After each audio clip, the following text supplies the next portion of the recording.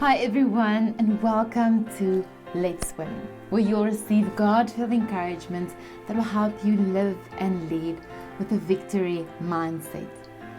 Have you ever wondered what Jesus meant when he said, love the Lord your God with all your heart, soul, mind, and strength, and love others as you love yourself? Have you sat with this question and deeply thought about it? I found myself asking this question, especially because we've been looking at it at church and asking myself, am I really loving God with all of me? This morning, while I was enjoying a cup of coffee, and as I dipped my crispy rusk into this coffee, it was as if the Lord showed me something that I'll never forget. And He just brought everything together. As I was dipping this crispy rusk into my coffee, I could literally see it changing form in front of me. Like a sponge, it absorbed the fluid, becoming completely drenched until every little air pocket had been filled with fluid. I felt the Lord say, only a softened heart, a heart drenched in my spirit and drenched with my love, can fully absorb my love for them and then love in return. Fully love with all your heart. Like that rusk that became completely soft once it absorbed all these fluids, all this coffee, this hot coffee. In the same way, when we absorb the love of God, our hearts become soft and we are able to love the Lord our God with all of our heart. When every part of our heart, soul, mind is flooded with God, fully surrendered and drenched, we can love Him in return with every part of us. Exactly now, what is the heart, the soul, the mind, the strength? And I always get confused. Is my emotions part of my soul? Is my thinking part of my heart? And where do they all line? For me, I just simplify it and I just realize that Jesus is speaking about every single area of our lives. My thoughts, my beliefs, my understanding, emotions, my feelings, my actions, my energy, my resources, my desires, my affections. Every part of me is asking me to love Him with every single aspect of me. In other words, I have to let Him into every single part of my life, into every single one of those areas, into my emotions, into my thinking, into my desires, into my resources, how I expend my energy. I have to let Him come and saturate every one of those areas. And in doing that, as I allow Him to come and saturate and drench every area, I honor Him and I please Him and I give Him glory in every single one of those areas. Then I can fully love, then I can fully respond with every part of me once He has saturated every area of my life. Now the second commandment becomes simple when we love ourselves and love others around us. If God Himself, think about this, if God Himself, the King of Kings, has chosen us as individuals to come and dwell within us, surely we are worthy. Surely it makes sense to not treat ourselves as if we are insignificant or carry no value, or treat ourselves as if we are worthless. If the King of Kings has chosen you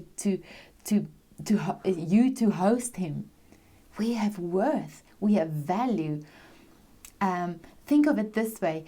If you are hosting someone at your house, if you got guests coming in, say someone very important, what are you going to do? You're going to tidy up your house, you're going to clean up, you're going to make sure every single area is clean, you're going to make sure the bathroom is clean.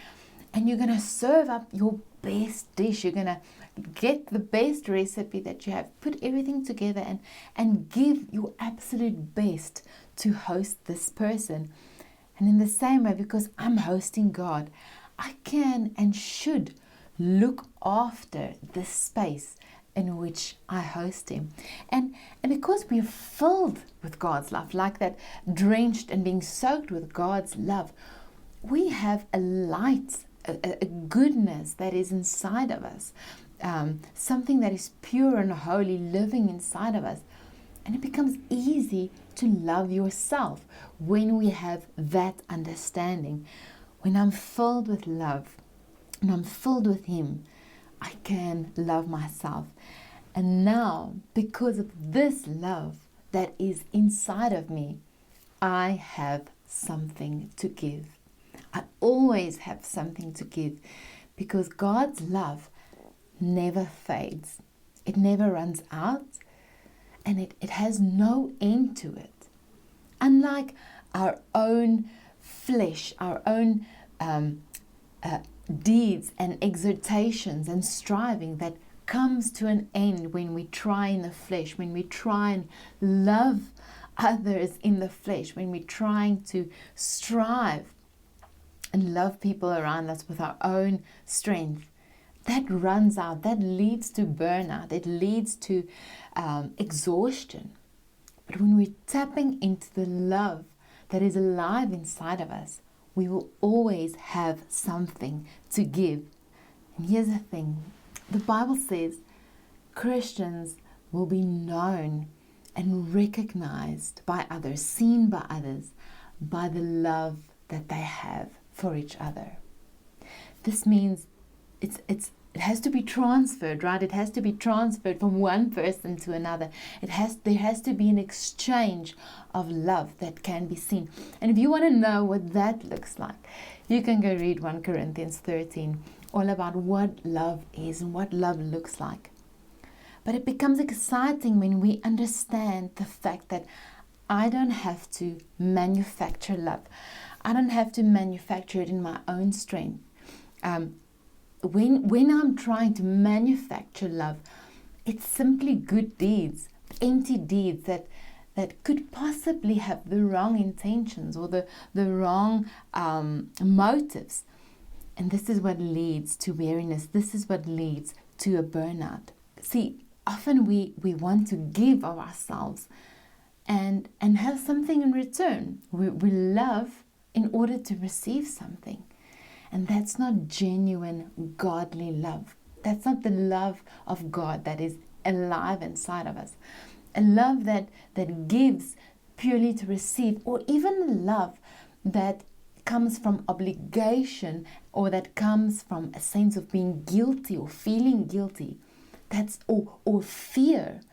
That's not tapping into the love of God that is alive inside of you. If I'm doing something driven by obligation, driven by fear that someone won't like me, or driven by guilt, what will they think of me if I don't? That's not tapping into this eternal source of love, godly love that is alive inside of you. So we're constantly checking our motives. Why am I doing this? Why am I giving? What am I giving of? Giving purely out of myself, my own strength, or am I tapping into the godly love that never ends? The love that changes, the love that has power, great power to turn someone's life around, to change a heart. That is the true power of love that can be transferred from one person to another, and it can be seen by others around us. So for me, when I'm looking at myself and I'm trying to determine where is this love coming from, I have this check my motives, and I can truly say, it's still a journey. There's a lot of times where I feel obligated or I feel driven by guilt. So I'm still journeying on this thing of loving people, loving others as I love myself. I'm still getting there. But in one area, I feel like if I can encourage someone, if I can tell them, come on, you can do it, you can win, You can flourish because that's who God has made you to be. That, if I check myself, that is such deep care and such deep love that comes out of me, and it brings such a deep sense of satisfaction when someone steps out and says, you know what, I can do this. You're right. That's really encouraged me. That's just, for me personally, an area where I really feel, wow, I get to give love. I get to share love, that which is inside of me.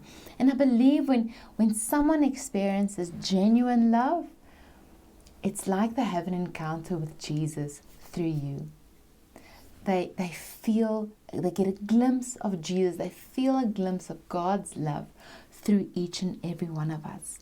So this week, as you spend time with the Lord, I want you to ask yourself the following 3 questions. What area of my life have I not fully surrendered to God, having Him drenched you? Second question, how would I treat myself differently if I truly believe I was hosting the King of Kings? How would you treat yourself? How would you love yourself differently if you truly believe you're hosting the King of Kings? And the third question, are my actions towards others flowing from God's love or flowing from obligation, fear, or even striving? A hard rusk cannot absorb much, but once it is soaked, every part of it is changed. And perhaps that's God's invitation for us today, to not try harder to love Him, to not manufacture love for others, but to allow ourselves to be completely drenched in His love first. When every part of us is filled with Him, loving God and loving others becomes a natural flow. And that is how we win. Bless you.